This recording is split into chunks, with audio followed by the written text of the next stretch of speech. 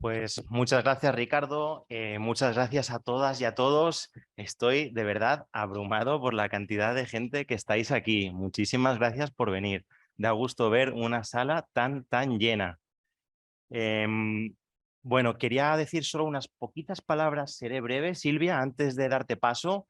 Eh, Terminando el Congreso como comenzaba, con los agradecimientos de rigor a toda la gente que habéis estado aquí trabajando mucho, como decía el primer día, en muchísimas pequeñas cosas para que todo esto salga adelante, desde Ras con las cuestiones técnicas, William con la traducción simultánea, Diana con 101.000 cosas que ha estado haciendo a lo largo de todos estos días y previos, los colegas del equipo que habéis estado al pie del cañón, llevando, trayendo gente para aquí y para allá, apoyando emocionalmente, palmadita en el hombro, recordando estos 2 años y medio que hemos estado trabajando, aprendiendo juntos. Da mucho gusto porque uno siente que después de todos esos 2 años y medio hemos tejido una buena red de afectos y de conocimientos también, ¿no? Quería agradecer también muy especialmente a las alumnas del máster de género del UEM que están aquí, han venido puntualísimas, con media hora de adelanto prácticamente, lo cual se agradece, da calidez a la sala. Muchas gracias también a Cristina Sánchez en particular por cursar la invitación, por la paciencia, porque estamos con un poquito de retraso, habida cuenta de la magnitud del evento. Quería hacer una última consideración acerca de este congreso y del proyecto. Me imagino que lo habréis notado a lo largo de estos 2 días, pero no está de más recalcarlo. Es un equipo de gente joven el que estamos, bueno, yo no tanto, pero la mayoría es un equipo de gente joven los que estamos aquí.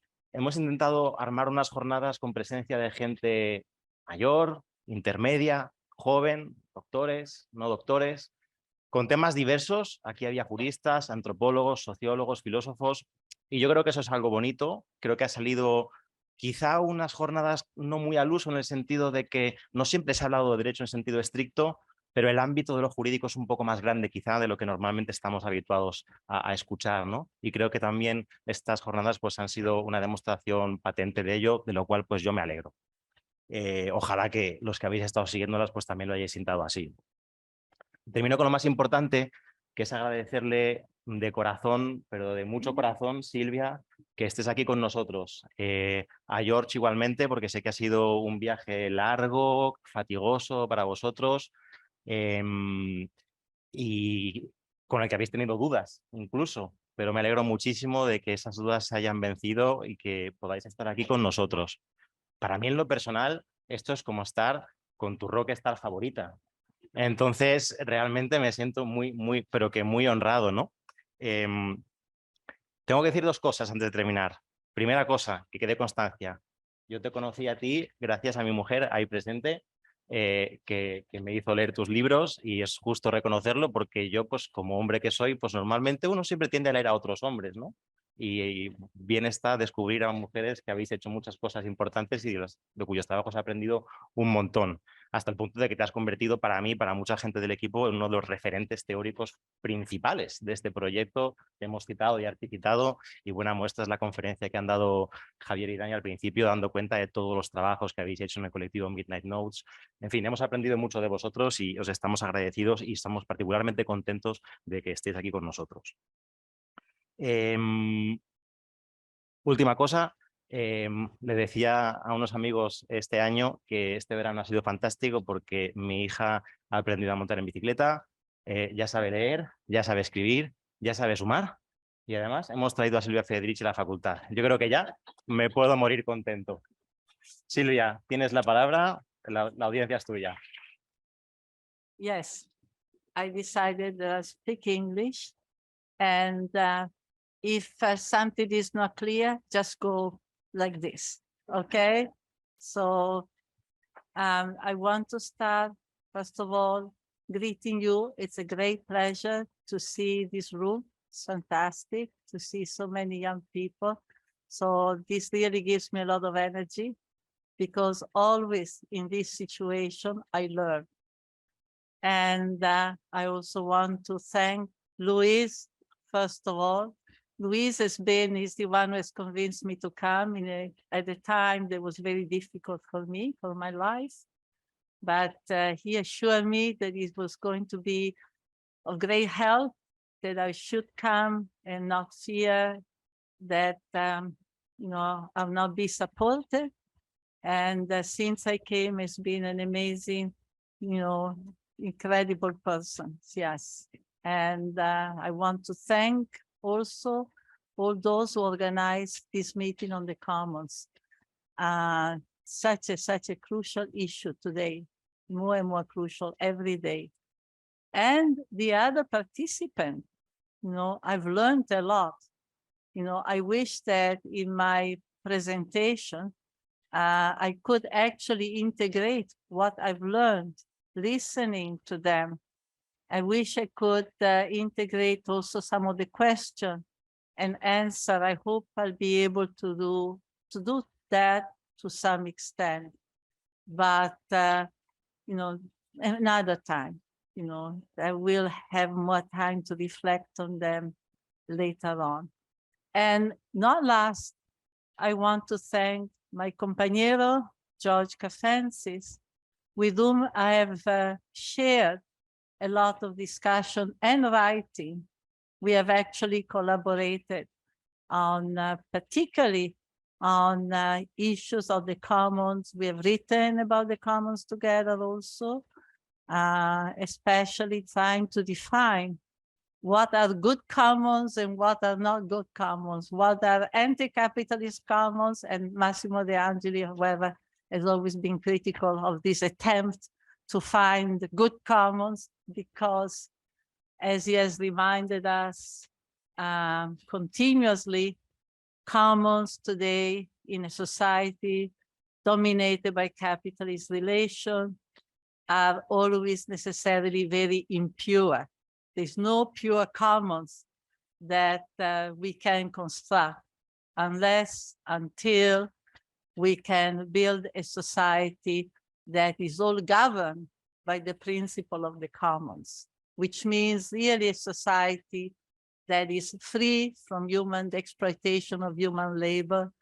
It's free from the privatization of land, and is really truly built on cooperation, collaboration, and the sharing of the wealth of nature and the sharing of the wealth that we produce.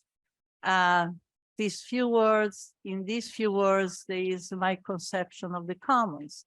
The commons has been a composite concept, a composite reality that is made, of course, of shared wealth, and at the same time of rules, regulation that the commoners give themselves, to decide, how the wealth is to be shared, and at the same time also basically, instrument for collective decision making.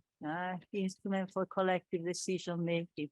In capitalist society, we are expropriated not only from the most basic means of subsistence, the land, and periodically, the resources that we have on which our reproduction is built, but also the decision-making power.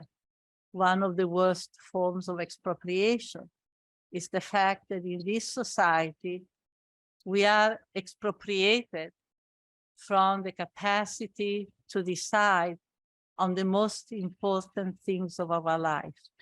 And so in the idea of a common as an ideal, as something to be built, something that we continuously should strive to construct through our struggle, is precisely the idea to recuperate not only of the expropriated wealth, but recuperate precisely this capacity to decide on our life, in a way that is collective, to collective institution of decision making. And today I'm going to speak of the contribution that women, feminist theorists, and in particular, feminist popular movements have made, they are making are making in their struggle with their theories and with their struggle to the defense and preservation of the existing commons, and to the construction of new commons, and to the construction in the long term of that society governed by the principle of the common, right? Society governed by the principle of the commons, right? I will concentrate on the struggle, because today to speak of the commons is to speak of a struggle. What we are witnessing now in this neoliberal phase of capitalist development, what we are witnessing is an all-out war on the last remaining commons on this earth and on all communal relations existing and in the process of being built. Capitalism is waging a war on the commons. I would say the war on the commons is one of the driving force of this phase of capitalist development. And it is not an accident that we live in a world where more and more population, a world where more and more people are turned into immigrants, into refugees, and a world in which we, despite 500 years of capitalist dispossession and capitalist exploitation of human labor and natural resources, despite that, we are constantly seeing a process of destruction of life, warfare, at best precarization of the conditions of our existence. So this is why I think it's important to look at the struggle, and why I think we need to have a very healthy distrust of any possibility that the state in the present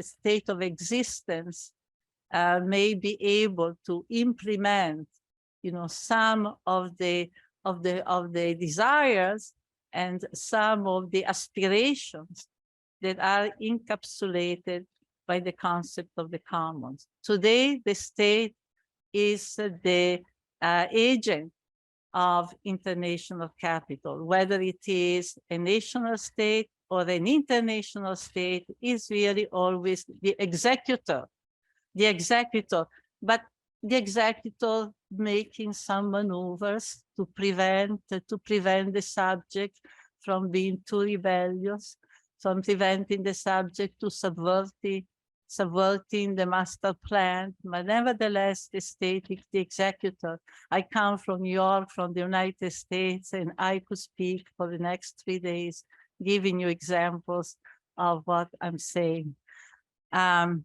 So my issue is the issue I'm going to speak to, the important, and I dare say, almost unique contribution that women and feminist movement today, particularly feminist popular movement across the world, but mostly in the southern part of the globe, of the planet, are giving to the construction of commons.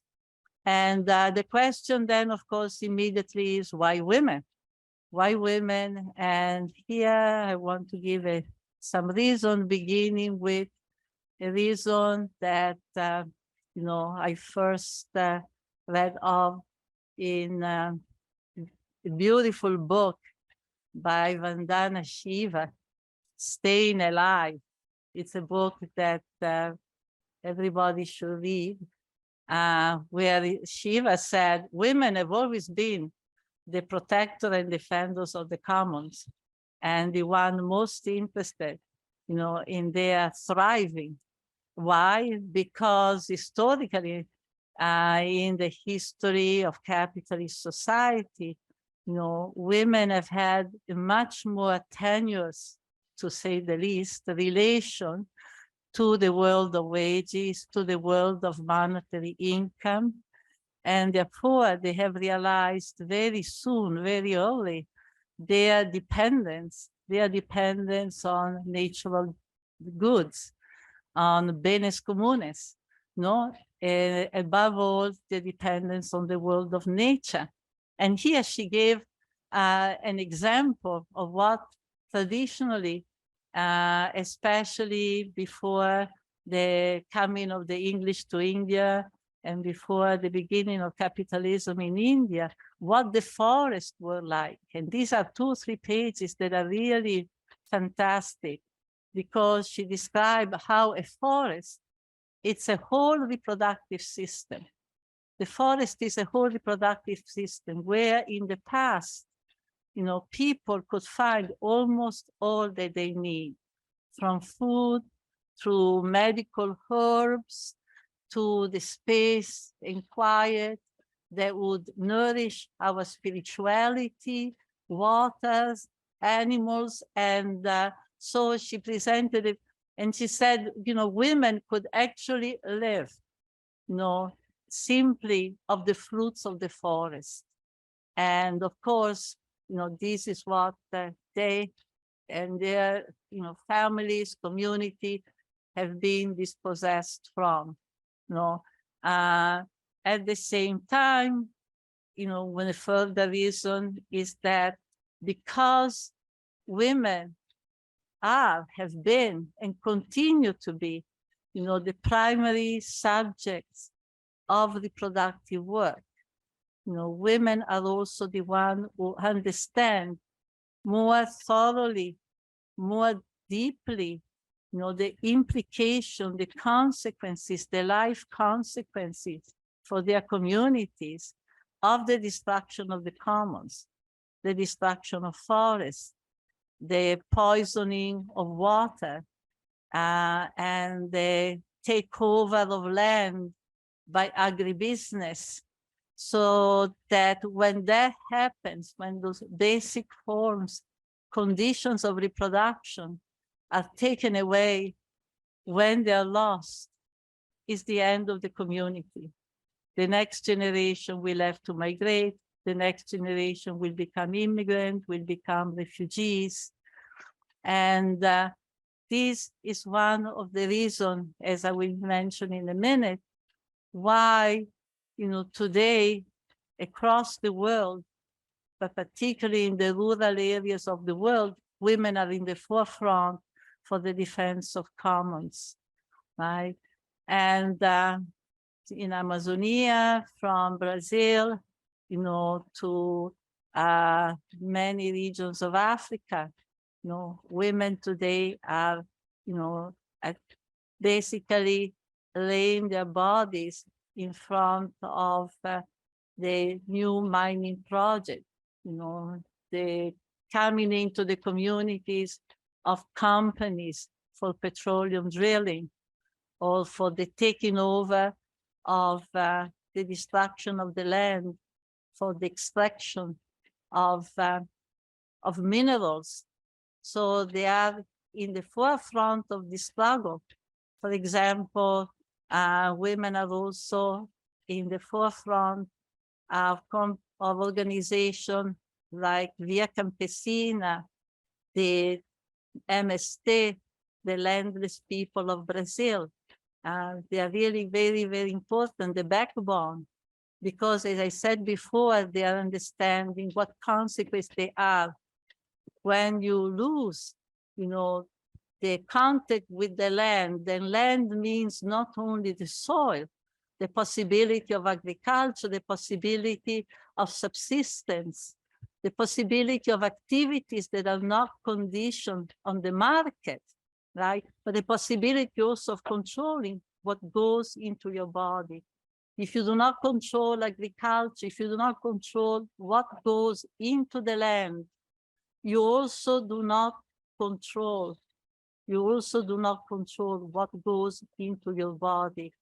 And this is another reason why women as subject of reproduction have a particular relation to the question of the commons.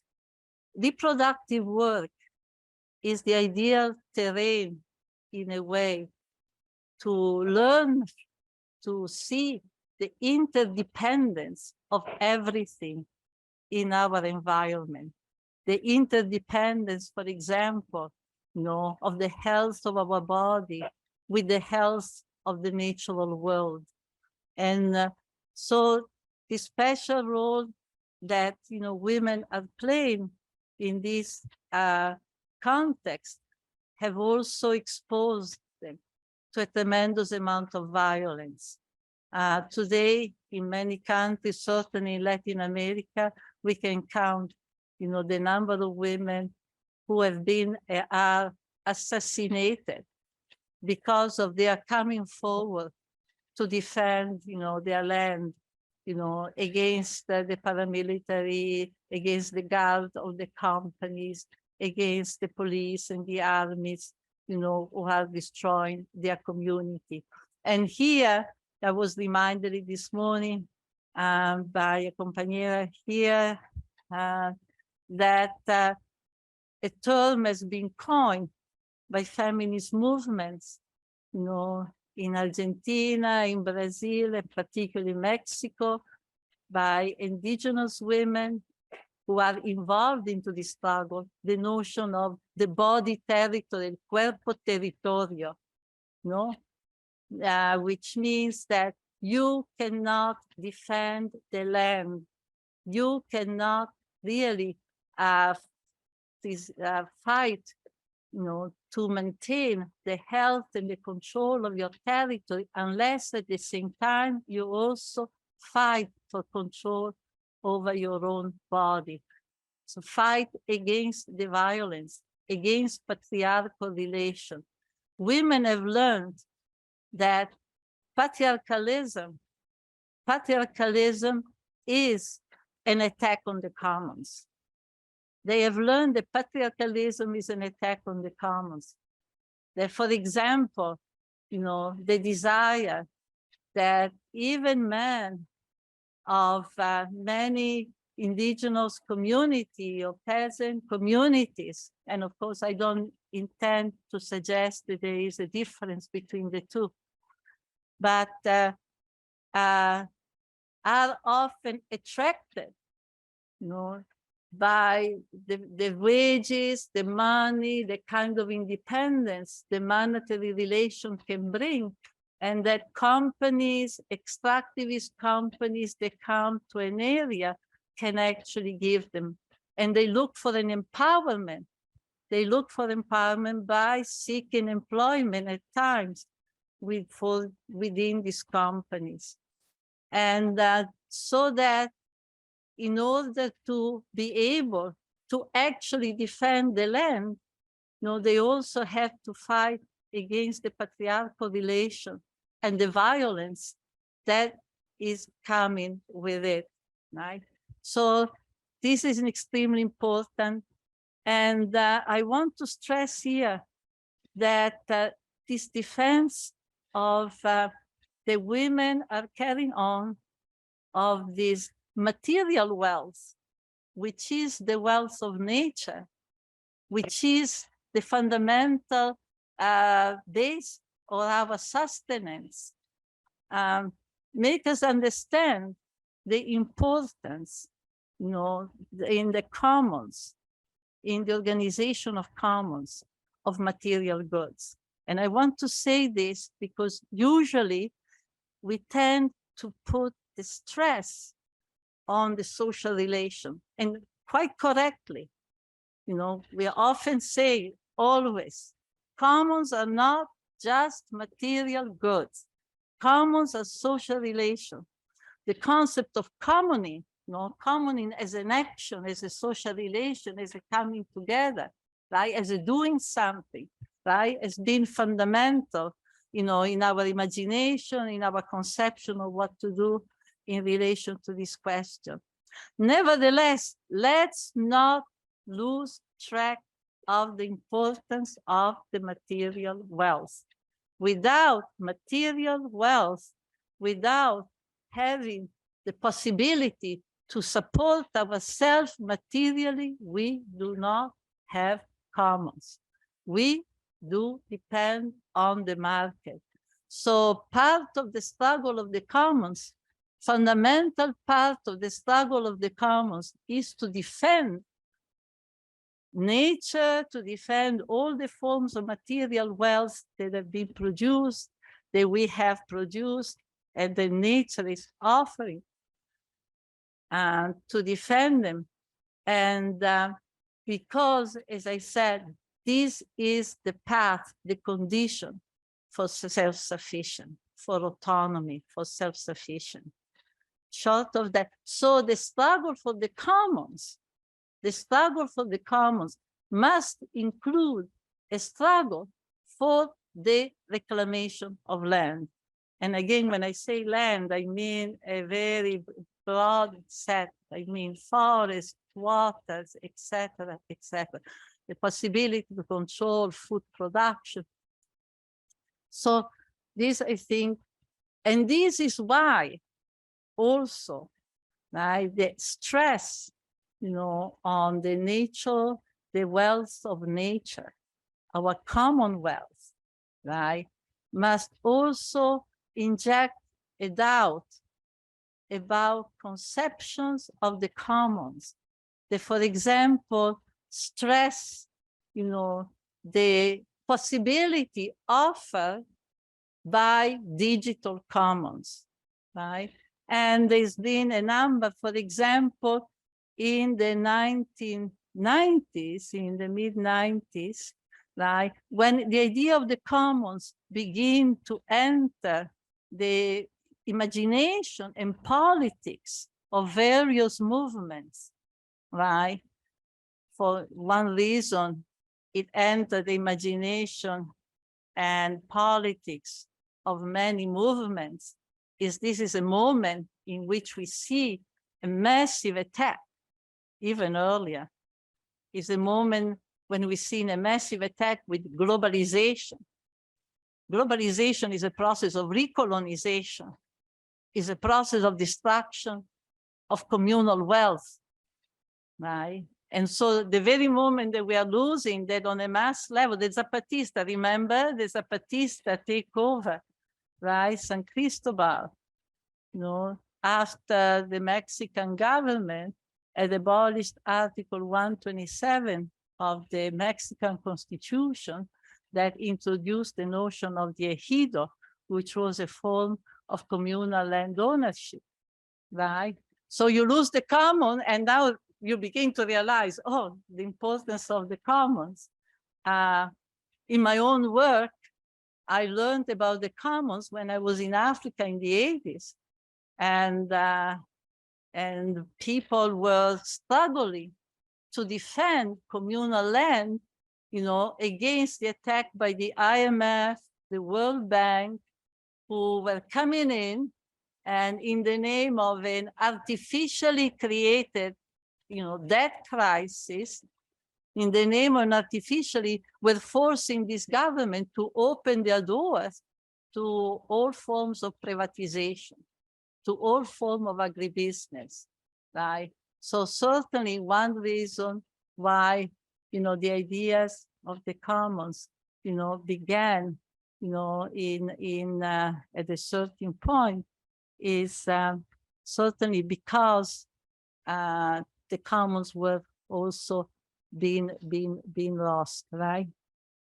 But at the same time, it's also because we begin to see that, through the process of, creating the expulsion that many people, women in particular, from rural area, out of these processes, out of these forms of,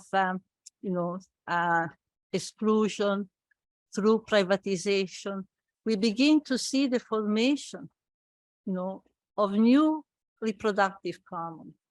We begin to see the formation, of new forms of organization. And this is something that I would like to, concentrate upon. which is that a second contribution that women's and women's movement has given to the production of common, has been in the creation, not only the defense of the existing one against, the extractivism, the politics of extractivism, against globalization, against privatization, but also the construction of what I would call reproductive commons, precisely as a response to the crisis created from this expulsion, precisely as a response, to the crisis created, by the, this sweeping of capitalist relation through so many parts of the, particularly the former colonial world. What do we mean by reproductive commons, right? Reproductive commons are a whole set of activities, a whole set of initiatives, right, that in a way begin to break down the isolation in which traditionally in capitalism, reproduction has been organized, right? An Italian feminist, Leopoldo Fortunati, has pointed out that capitalism brings workers together in the factory, at least in the past, in the Industrial Revolution, has brought workers together in the factories, concentrated. I wouldn't call that a commons, right? That's, I think it's very important to think of that. That's a form of cooperation, right? The kind of cooperation that you have, but certainly that's not the cooperation that we can think of. Not every form of cooperation is a commoning. I think it's very important to understand not every form of cooperation. So commons are forms of, cooperative, collaborative work, but so capitalism brings together workers in the process of production, but divides them in the process of reproduction. In fact, capitalist society, is a society that has divided production and reproduction, right? In pre-capitalist society, production and reproduction are not separate. Production and reproduction. For example, when you have, a family or any, farming family cultivating a piece of land, La Milpa in Mexico, their land, and they're cultivating it for subsistence, right? For their survival. Where is production and where is reproduction, right? Both are one and the same process. You cannot separate the two, right? And in fact, women and men generally work together.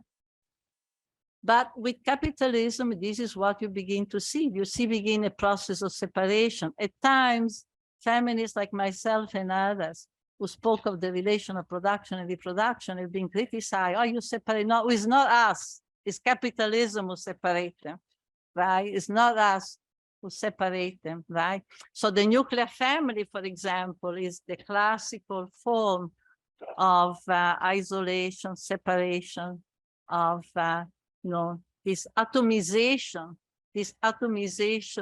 of reproductive work, after a certain period, the Industrial Revolution, when women are basically brought to the factory, right? Very soon, the capitalist class realized that they had a workforce that could not reproduce itself. That in fact, in Manchester, in the great industrial sites, people were dying at 37 years of age. So in fact, by the 1870s, 1880s, you have begun to have a set of legislation that start expelling women from the factories. The children are, sent to school. The wives are sent home, right? And you begin having a reorganization of the community, of the home, of the family, as a small factory, right? The factory for the production of the capacity to work. And so that, and of course, this is visible, this is work that goes directly, into the productive process. But of course, it's made invisible because this way they didn't have to pay for it and so on. But the point I wanted to make, that capitalism has done everything possible to separate, isolate, the individual, the subject, primarily women, not exclusively, the work in the reproductive. But what we begin to see, and of course, this has been a big weakness for women. It's been a tremendous weakness because you've always been separate, alone. And, I often say prison of the home. And the notion of privacy, right, comes with it, the notion of privacy, right? You don't tell other people, right? So there's different level of this isolation, right? Now, what we begin to see, in the 80s and 90s and to this day, in fact, it is a process that has been growing. It's a process that has been growing, and particularly in area, certainly in many regions of Latin America, is very visible.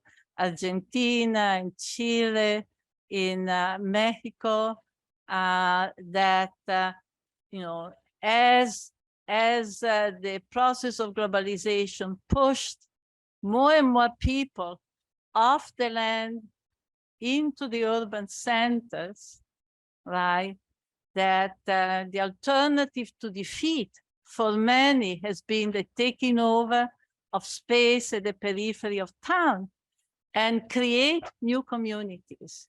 And here women, and these I've had a direct experience, visiting a number of these encampments, once encampments, now small cities. In Argentina, they are called Villa Miseria, Villa Miseria, now are populated by thousands and thousands of people. And the women who took me around there, they'll say, look, we did this, we did this, we did this. And everything's constructed, the streets, the urban garden with collective labor. And so the collaboration and the creation of commons, and what has been constructed in these encampments has been precisely something that we can call the commons, but something that transformed reproduction from an isolated, fragmented process into a collective one. And I could give many details of how many initiatives this has spawned, because we are speaking of many, many areas in which present there is no service, where the state is not present in any way except in a military way, except that at every corner there is a soldier with a rifle, but there is nothing, not even a cross line. And so there are communities where women are creating networks to take the children to school so they don't they are not run over by trucks, where, women are constructing urban garden.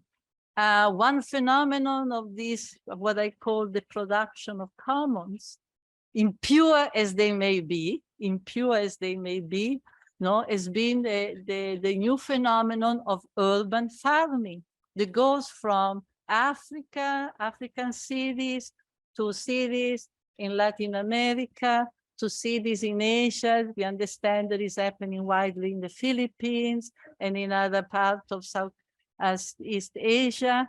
And now it's been spilling over also in the United States. The urban garden and urban farming in the United States has been brought by immigrants from the South, from the South of the US, as well as from the South of the planet. And these are forms of collectively, this collective process of creating form of subsistence that liberate people from complete dependence on the market. They give an alternative to monetary relation, an alternative to the market, and at the same time also break down with the isolation of reproductive work. No, break down with the isolation of reproductive work. It's again very powerful. But I would say the reproductive commons that are being created also have other dimensions. They have other dimensions. And I would like to add, first of all, the production of commons of knowledge. Production of commons of knowledge. For instance, a very important activity that is happening across the rural areas of the world is women coming together and creating seed banks. Seed banks in order to escape the control of companies, bioagricultural companies over the genetic material, of the earth, and therefore the control over food. So the seed banks important. Also, the recuperation of collective memory, the recuperation, the reconstruction, the constant reconstruction, the learning and relearning of reconstructive of the past, the idea of turning to the history as a common, and turning to the history as a common to not only understand the present, to not only establish connection with the struggles of the past, but also to establish solidarity with all those who have begun the struggle.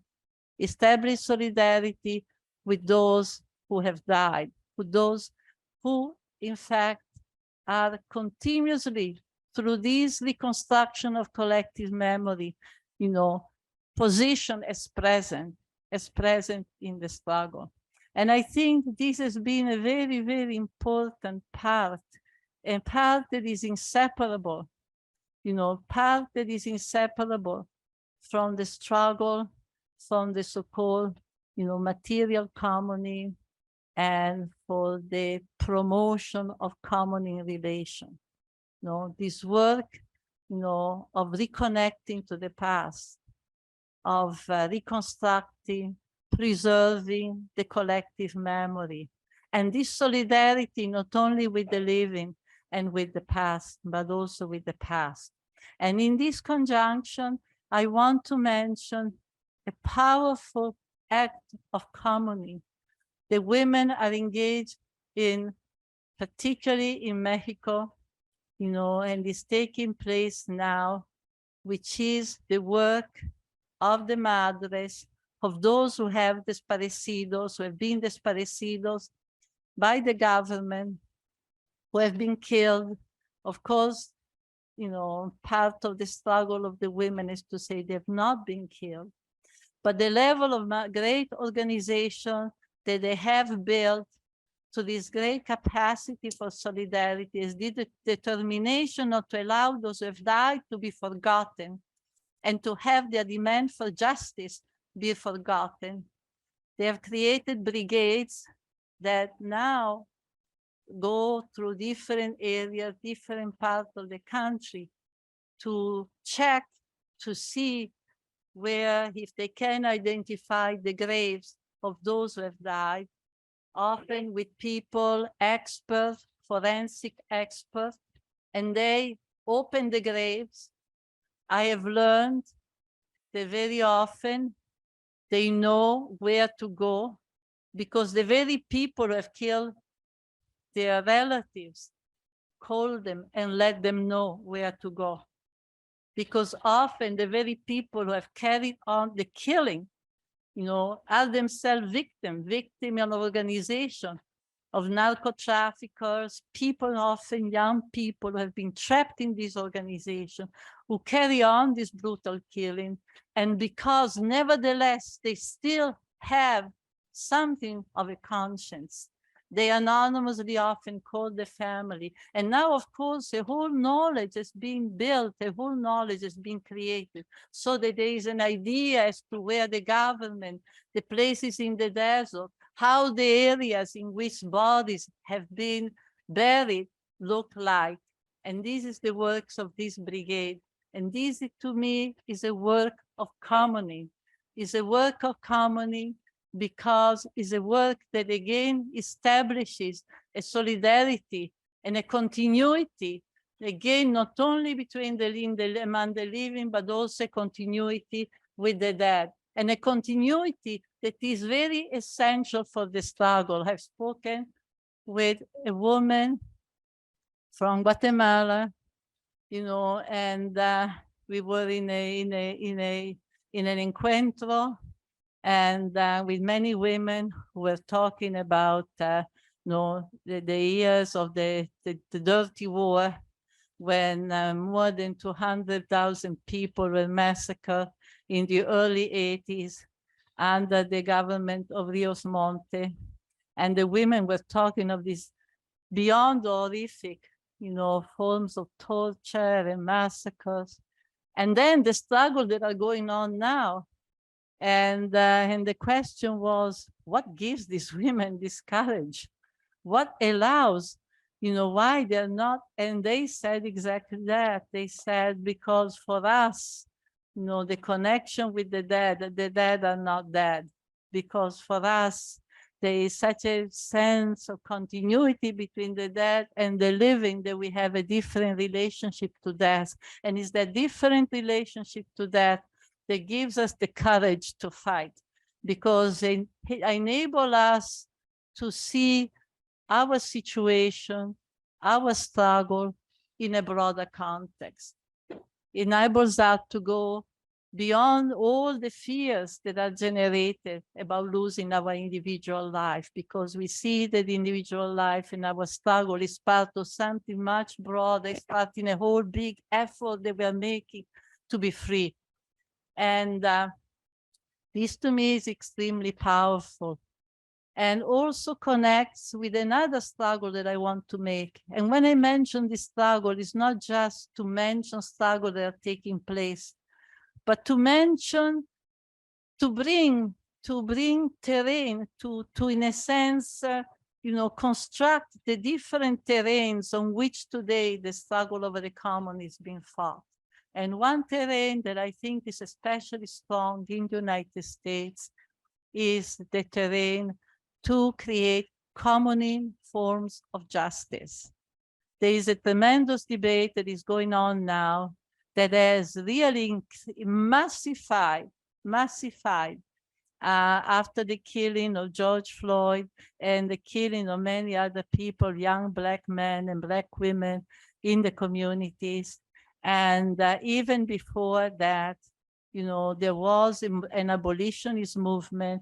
I know you're very familiar here because many of our books have been translated. Angela Davis has been one of the spokesperson for the abolitionist movement. Abolitionist meaning fighting for the abolition of the police, fighting for the abolition of the carceral system, and I would say the state, because the carceral system, relating to some of the discussion about the state, how much the state will do this and that for the commons. I would say they abolish the state. But so the question, of course, comes. And of course, there were a very specific situation, because in the first phase of the feminist movement, you know, the struggle that women built, you know, against violence against women, was a struggle that demanded higher penalties for rapists, higher penalties for batterers, you know, domestic violence.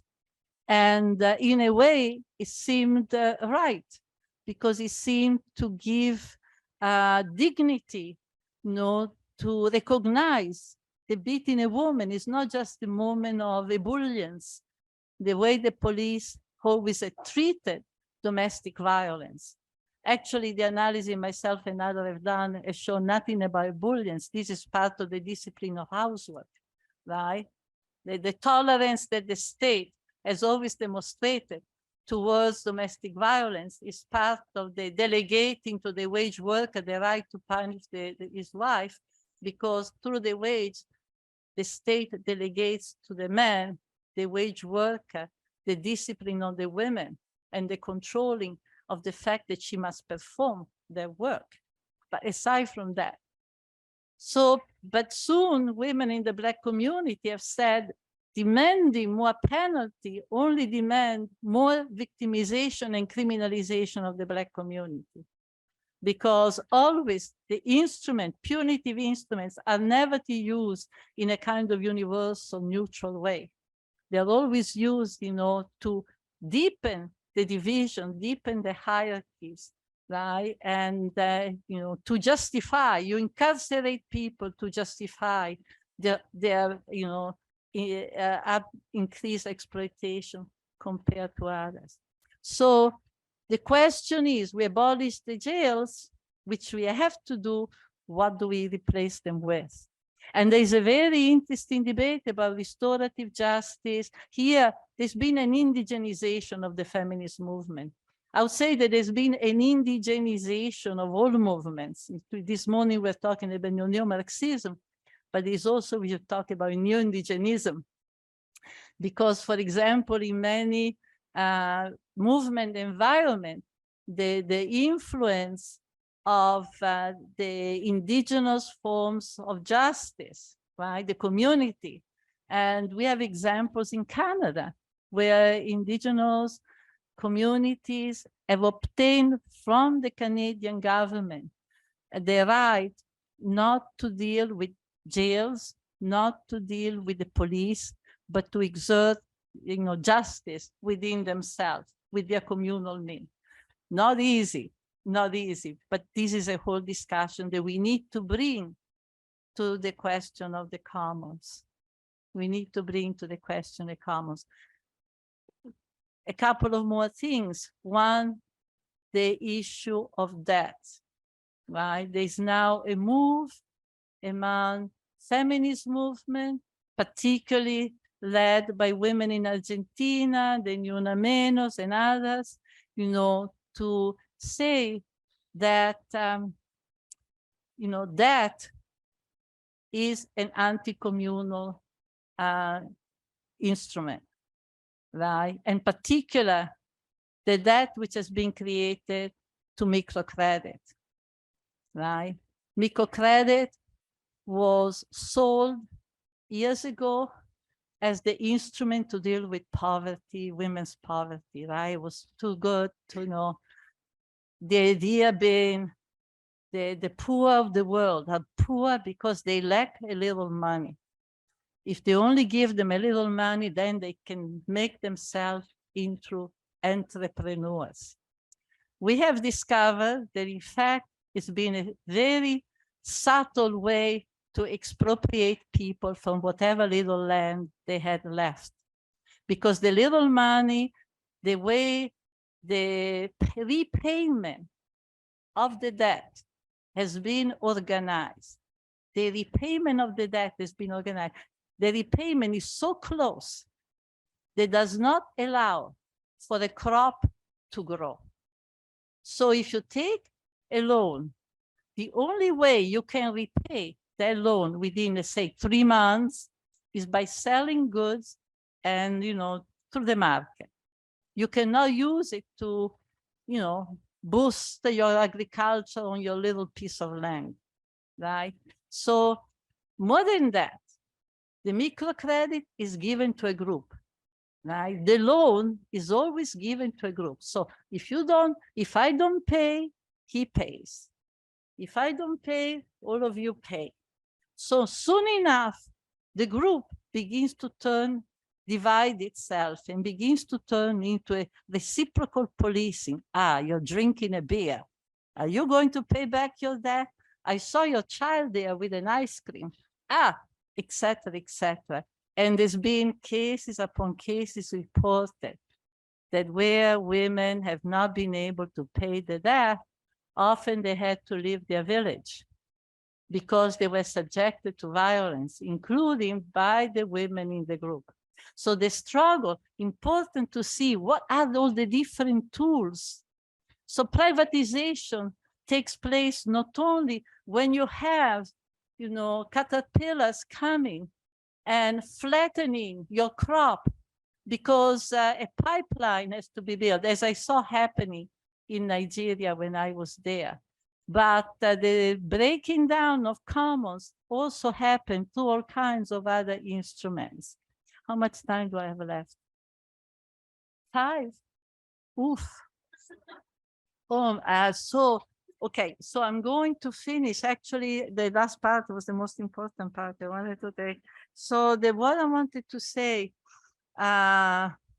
is, okay, to conclude, is that I want to say that the question of the common is one of the most important questions today in our society. Because as I said before, you know, there's now a war on the commons. At all levels, commons of knowledge, students have to pay to go to school, you know, health common, you have to pay more and more. God, you should come to the United States. That's the future. Hopefully it's not your future. About healthcare, all dependent on the market, right? But it's the most important thing because a society completely dominated by capitalist relation and by the market is a nightmare. It is already, it's not in the future. Their society will die. Their society, if we look at what is happening in terms with the climatic disaster caused by capitalism, and we look at what is happening in Somalia, in Pakistan, what is happening in so many parts of the world, through deforestation, the fires, the floods on an earth which has been so exhausted they cannot even take in the land, take in the water and regenerate itself. We see already entire Somalia, 30% of the population in refugee camps, the cows, the animals upon which their life depends, and all that. So the commons, the most important question of our time, are going to then translate, force us into a society, you know, in which we are completely at all levels, and we are already in an advanced process, right?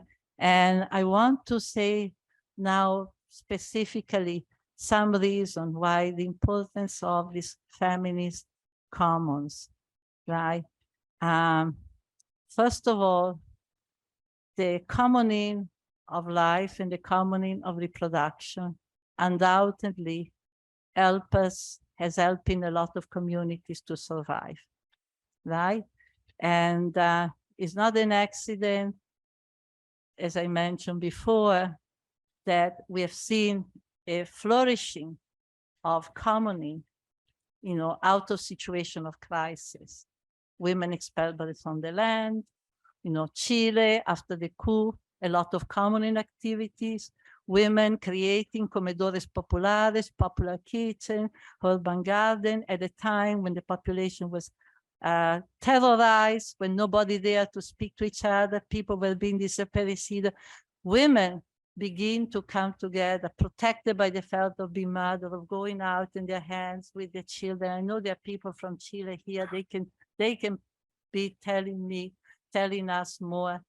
But from what I understand, it was the women who came out and began also in the process of shopping together also to circulate information. So the material, the construction, preservation of material common is never separate from the preservation of the commoning of knowledge, of the commoning, you know, the passing of information, and giving confidence to each other,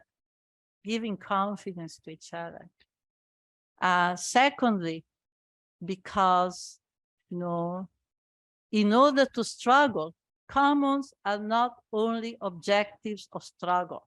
They are not only something to which, towards which we strive to construct, but they are a condition of our struggle. And this is a point that really is very, very, very, very important to me. And I've learned, of course, watching the experience of a lot of other women. Commons are a condition of our struggle. The commons are not, in fact, one of my slogans has become, we have to start working not to reproduce labor power for the capitalist factory and workplaces, but we have to start reorganizing our reproduction so that it sustains our struggle, so that the reproduction produces the struggle. It's the reproduction of the struggle versus the reproduction of labor power, right? And the reproduction of the struggle requires commoning. And so many reasons why. One is that as of now, there are millions of women in different ways imprisoned, and not only women. I concentrate on women, but of course not only. And when I mean women, I mean in the broadest sense of the term. But millions of women who are imprisoned in their home, not only by the burden of domestic work, but by the fact that they have to take care of people who are sick, of people of elderly parents who are not self-sufficient, of young children, sometimes both young children and elderly parents, and who could be part of the struggle, but instead are not capable because all their energy, all their emotional and physical are taken over by this care work, right? And secondly, because commoning, creating more collective forms of reproduction, overcoming the isolation, is also giving us the courage, is giving us the strength, is building affective ties. It is building affective ties that are very, very important in terms of ensuring the continuity of struggle and making the struggle something that we desire, not another piece of work. So that you don't have to cry when you have to go to another meeting and say, oh no, another meeting. But you want to go to another meeting because you're going to want to go to another meeting, because you're going to meet your friend, because they're going to be the people you like, because being together with other people is going to give you. I wrote a piece which has gone viral called Joyful Militants. Joyful militants, because I was so tired of another meeting. And I thought, no, the struggle has got to be joyful. At times it can be painful, but it has to be joyful. If not, there's something wrong with our struggle, because the struggle must be also a form of self-liberation. If it doesn't change positively our life, why struggle? What? So, unless we create forms of struggle that, give us a sense, a taste of the world to come. Many people will go to a movie if they have an hour extra. They will go to a football play. They are not going to go out in the street with the risk of being arrested or to another meeting that sounds like another very boring occasion. So I think that to create an infrastructure, a struggle that is not made of high moment and great falls, but it grows, has to create a whole infrastructure.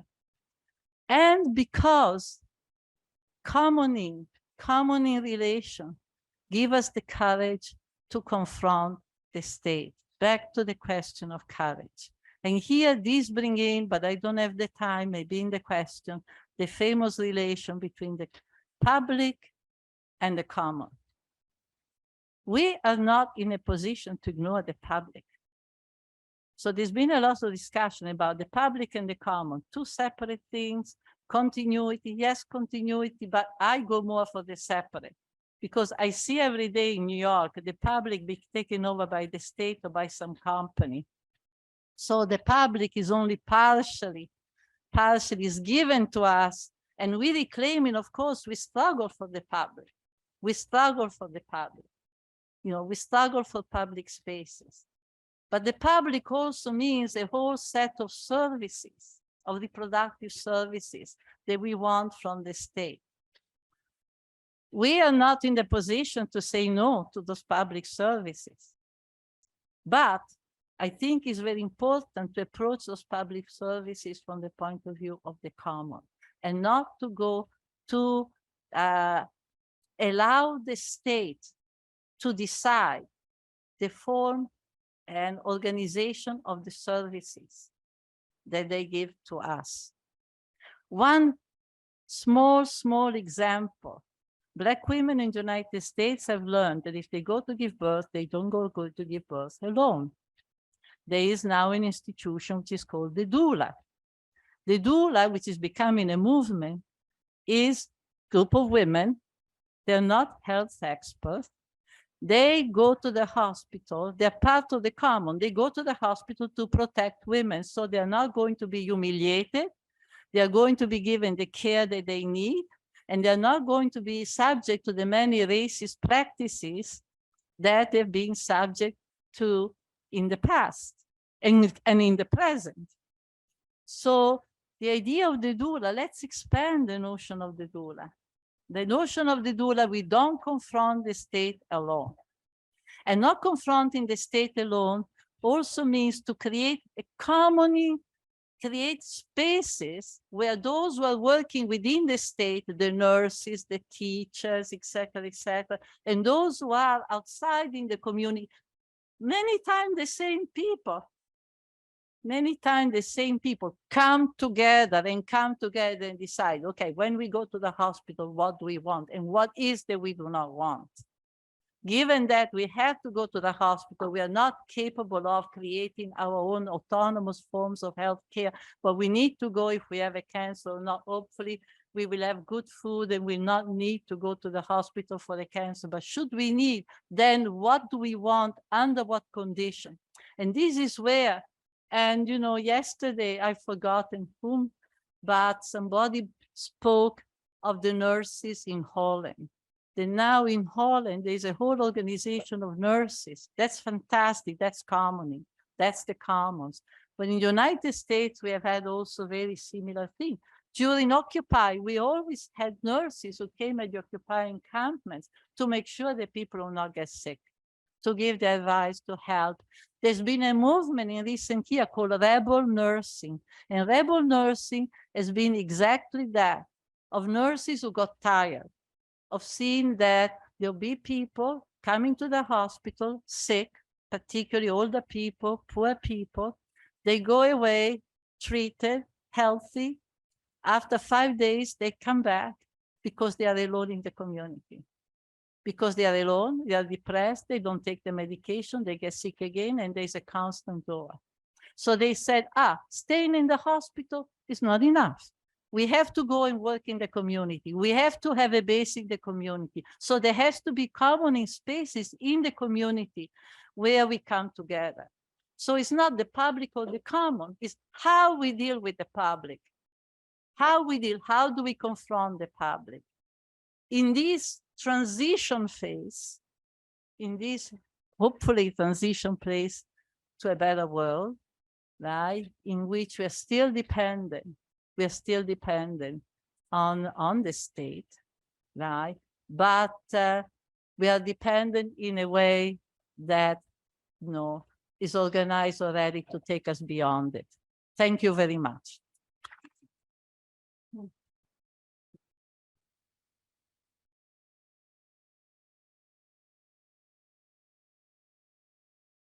Thank you.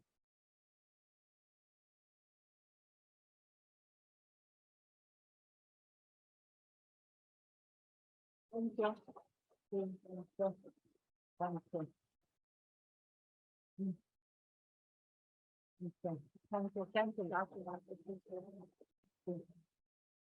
you.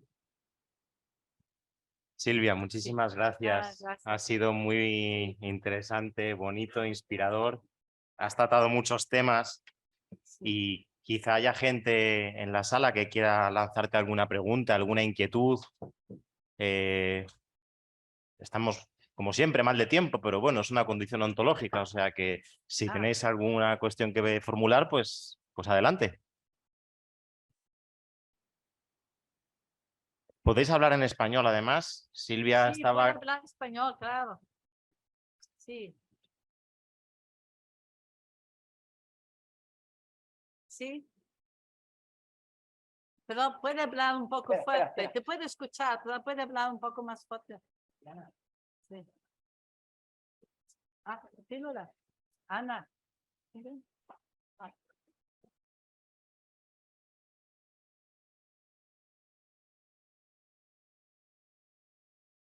¿Se me escucha? Vale. Mi pregunta es... Bueno, espérate, me espero. ¿Ya? Vale. No es que... Ah, Mi pregunta es acerca de cómo puede afectar la idea de commons a las ideas de identidad personal o identidad colectiva. Esa es una de mis preguntas. Y la otra es cómo puede afectar la idea de the commons a la cultura y el hecho de la, digamos, de una producción artística o algún elemento. O sea, ¿cuáles son tus ideas acerca de esos dos conceptos, de la identidad y de la cultura? sí. ¿Vamos a buscar 2 o 3 o puedo responder? Sí. Bueno, sí, claro que la identidad, ¿no? Esta es una posición, una postura que siempre los pueblos indígenas, por ejemplo. Recientemente he escuchado un grupo que estaba en Europa de la Amazonía y decía, cuando destruyen nuestra foresta, destruyen nuestra identidad, ¿no? Es parte del genocidio, ¿no? Y todavía cuando hablamos de comunes, no hablamos solamente de comunidades construidas sobre identidades excluyentes, ¿no? Hay una gran cuestión, ¿quién son los miembros de? Entonces yo creo que una respuesta provisional, pero una respuesta son los miembros, no es que son todos los miembros, el común como un campo abierto, ¿no? Que es la famosa postura de Harding, la tragedia de los comunes, ¿no? Es la tragedia del privado, en realidad, ¿no? El común son los participantes, ¿no? Que producen, que reproducen el común. El concepto de común incluye un concepto de responsabilización, ¿no? La idea se ha hablado mucho en las mesas, ¿no? La importancia de garantizar la sobrevivencia, ¿no? De la riqueza natural que se comparte, de la forma de riquezas, ¿no? ¿No? Los pueblos indígenas de los Estados Unidos dicen que debemos garantizar, ¿no? Que dejamos por las 7 generaciones que vienen. Que entonces vamos, ¿no? Que lo han hecho, ¿no? Los pueblos indígenas en los Estados Unidos han dejado la tierra prácticamente como la han buscado, ¿no? Y entonces yo creo que es importante pensar la identidad, pero no en forma excluyente, porque hoy hay muchas comunidades que son gated, las llamamos gated community, comunidades que son excluyentes, ¿no? Donde los miembros son partes, ¿no? Conjunto de income, ¿no? O con una identidad religiosa o con una identidad, ¿no? Que excluye a otros, ¿no? Esto se está difundiendo mucho, ¿no? Entonces no tiene nada que ver. Es exactamente el contrario del concepto del común. El concepto del común implica, ¿no? Una colectividad que es abierta, pero con condiciones de responsabilización. Es la idea que no pensamos solamente a nuestra sobrevivencia o a nuestro bienestar, sino que somos responsables por los otros también y también por los recursos que usamos.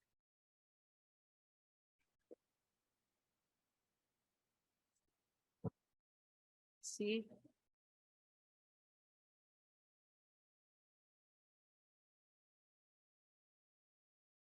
Hola, lo primero, darte las gracias. Soy muy fan, tengo casi todos tus libros. Muchas gracias por venir. Es un honor escucharte. Y ¿Dónde? estoy aquí. Ah, Hola, nada, eso, darte las gracias sobre todo y admirar tu trabajo. Y uno de tus trabajos, los que más me gustan, es Calibán y la bruja. ah. Y oyéndote hablar sobre la teoría de los comunes, quería preguntarte si, bueno, con toda tu teoría de la acumulación originaria en el libro de Calimán y la bruja y demás, creo que, bueno, quería preguntarte si la teoría de los comunes se aplicaría a esa comunidad de mujeres de la que hablas en el propio libro y de la, bueno, toda la represión que sufrieron por los métodos que se Sí, utilizaron en la época. Y bueno, simplemente eso. Gracias. sí, claro, claro. Hoy, por ejemplo, en muchos lugares donde hay expropio de tierra, donde hay, ¿no?, el avance de privatización, ¿no?, de minerías, hay también un regreso de casas de brujas, ¿no?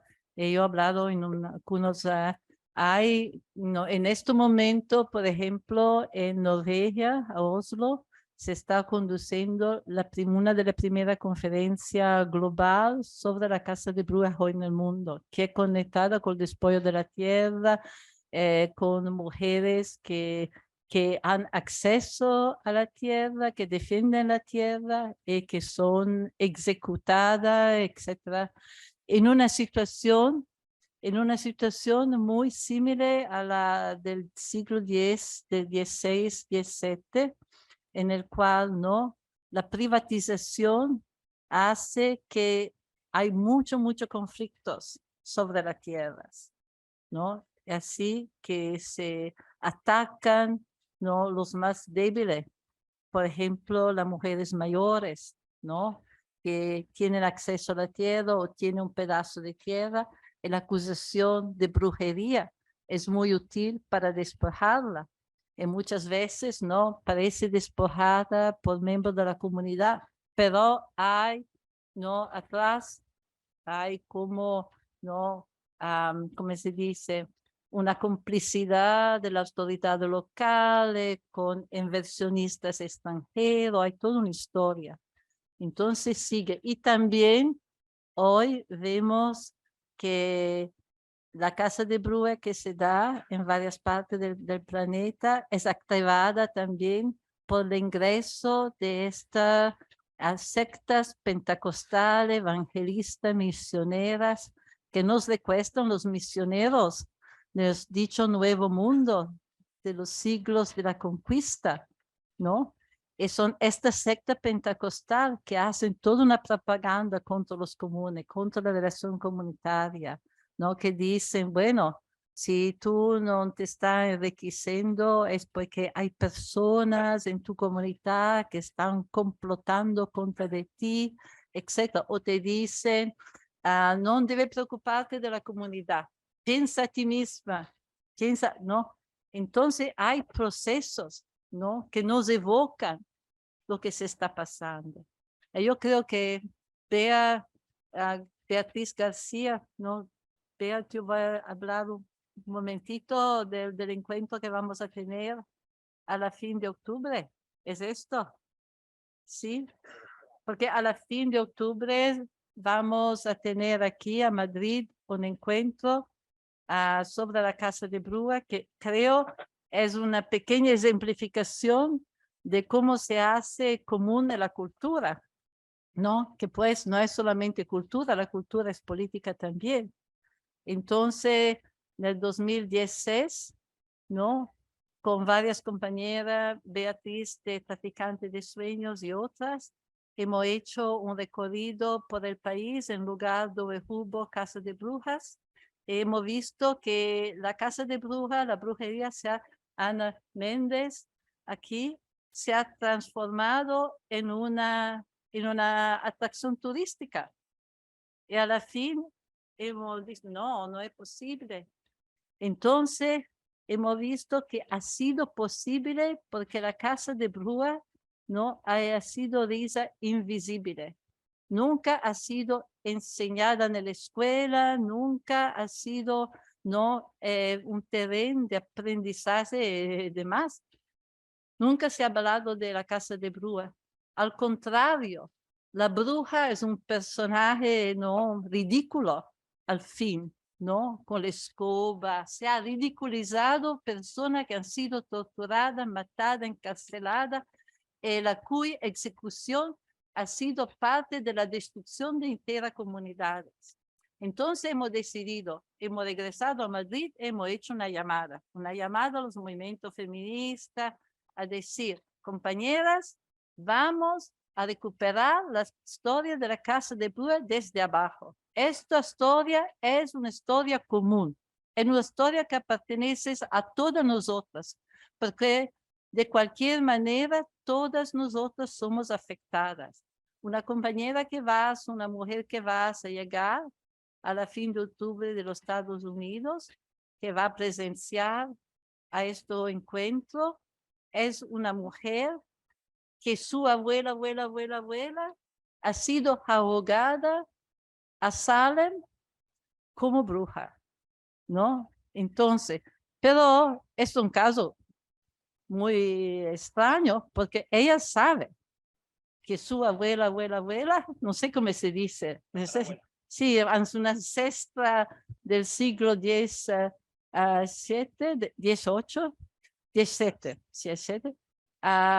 ha sido arrojada. Pero la realidad es que todas nosotras de cualquier manera hemos sido afectadas. Esto recupero de la historia desde abajo, de ir al archivo, nosotras que no somos histórica, profesional, etcétera, de intentar de comprender quién eran estas mujeres, ¿no? Es parte de este proceso de recuperar la memoria colectiva. Yo he hablado de cómo se hace en tantos lugares de la América Latina como parte integrante de la construcción de los comunes, pero lo estamos haciendo aquí también. Sí. Así sí. Sí. Ahora, bueno, muchas gracias Silvia por la conferencia fantástica. Yo te quería preguntar por esto que tú has señalado de relationship between the public and the common. Sí. And I would say the private, the public and the common, because as you said, the privacy has been the place of isolation. And for women, the public has been the place for making oppression visible. So it has very powerful and positive connotation. And my question is, because you also talk about the good commons, and I wonder if, thinking about women, are there good and bad or risky commons? Maybe the commons may be risky as well for women coming from privacy. I wanted to ask you about these three aspects, no? The private, the common, and the public, and how to interact with these three spheres. Thank you. Yeah, so I think in every case, we should never romanticize, idealize, recognize all the difficulties. I always say we come to the struggle full of scars. ¿No? Tenemos muchas heridas. You cannot grow in a capitalist society without being scarred, right? So part of the construction of the commons is also learning to live with each other, learning to accept, understand what are the problems that we bring, what are the fears, right? And so yeah, there's something I wanted to say before I didn't. If we are going to build a society constructed on the logic of the commons, right? Where the commons, has Massimo as often insisted, is the principle of social organization, right? If we are going to build, this kind of society, we can do that only through a long process of experimentation. The struggles that are taking place now, they are not struggles that are producing pure commons, right? But they are struggles that we are experimenting. No, we are experimenting. What kind of society do we need? What kind of relationship we need? We don't know. We have to reinvent the commons. There is no return to the past. the past is useful, is necessary, is indispensable, but the past is not the model. There's also no universal model. Massimo has said it many, many times, no universal model. One thing is the commons in Chiapas, the other is a commons in New York. So in each place, the production is the process of experimentation. And here is where the question of creating collective forms of reproduction is all crucial. And I'm glad you posed this question because it allows me to say something about what I've learned from a feminist, activist, sociologist from Guatemala, Gladys Tzutzur. Gladys Tzutzur has written a very beautiful, it's in Spanish, so everybody can read it. Sistema de Gobiernos Comunales, very long. It's a beautiful, powerful book. Anybody should read it. She describes how in her community of Totonicapan in the highland of Guatemala, how this community for 500 years has been able to maintain the land communal. What have been the instrument, the tools, the relation that have allowed? She described a world where when you're 9, you're told what you need to do. Where if you migrate and you still want to be part of the community, yeah, you have to make a contribution to the community. But the thing that struck me most and has been in my mind is that she describes a place where the forms of government are generated out of the process of reproduction. In other words, government is not something from above. It's not something that exists separate or imposed from above, but actually is generated by the very organization of collective reproduction, in the process of social reproduction. And I think that this is where the experimentation comes in, right? This is where the experimentation, and I think is a very important lesson.